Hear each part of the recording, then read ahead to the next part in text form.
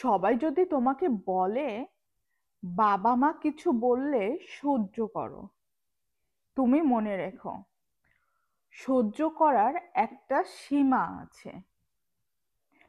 যেখানে নিজের মনটা ঘরে জায়গা পায় না, সেখানে থেকেও লাভ নাই।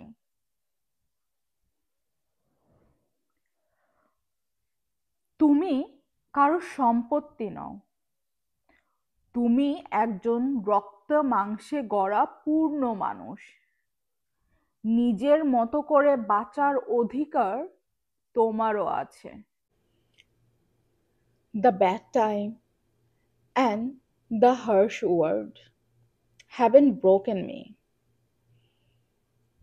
They have shaped me into someone stronger and more mature than before.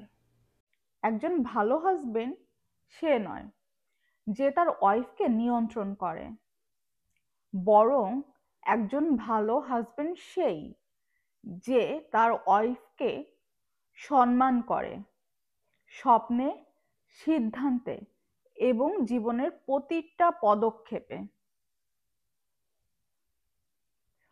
সম্পর্কের মানে একে অপরকে টেনে ধরা নয়, সম্পর্কের মানে হলো একে অপরকে সাপোর্ট করা, তুলে ধরা।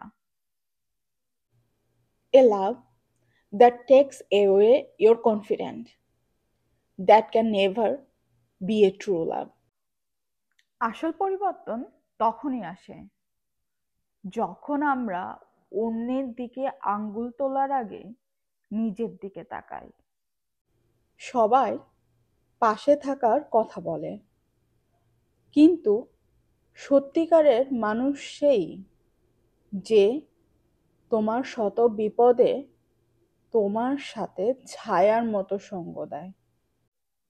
জীবনের কঠিন সময় এবং বাস্তবতা আমাকে এমনভাবে গড়ে তুলেছে যেখানে আজ নিজেকেই নিজের মতো লাগে না।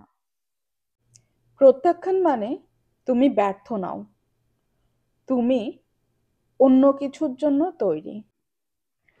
তুমি যদি অন্যায়ের বিরুদ্ধে কথা না বলো, তবে একদিন তোমার ভিতরের আসল তুমিটা হারিয়ে যাবে। টক্সিক সম্পর্ক, এটা যে দিক থেকেই আসুক না কেন, সেটার বিরুদ্ধে রুখে দাঁড়ানো মানে তুমি খারাপ নও, তুমি সচেতন। এটাই তোমার জয়ের প্রথম ধাপ। সব হারানোর মধ্যেই কিছু নতুন পাওয়ার সম্ভাবনা লুকিয়ে থাকে। একটা ভালো সম্পর্ক গড়ে ওঠে শুধু ভালোবাসায় নয়, গড়ে ওঠে শ্রদ্ধা, ধৈর্য আর প্রতিদিনের যত্নের মাধ্যমে। হাজবেন্ড যদি প্রতিদিন নতুন করে তার ওয়াইফকে ভালোবাসতে শেখে, তাহলে সম্পর্ক হয়ে ওঠে জীবনে সব থেকে বড় আশ্রয়। If you lose everything in your life, that means it will be a new beginning for something else.